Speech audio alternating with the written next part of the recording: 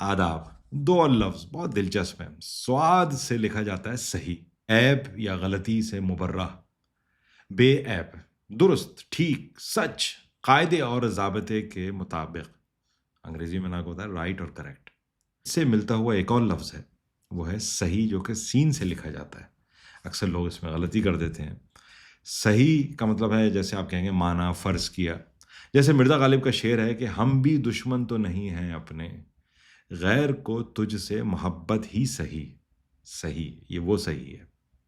یا اکثر آپ نے سنا ہوگا کہ بھائی کھانا کھاؤ تو صحیح، اچھا چلو، چلو یہی صحیح، یہاں آؤ تو صحیح، مجھ سے ملو تو صحیح، یوں ہی صحیح، قطع کیجیے نہ تعلق ہم سے، کچھ نہیں ہے تو عداوت ہی صحیح.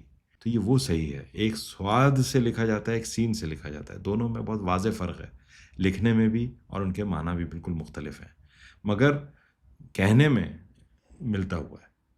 چلیں، اپنا خیال رکھیے. نئے الفاظ کے ساتھ دوبارہ ملاقات ہوتی ہے. آداب.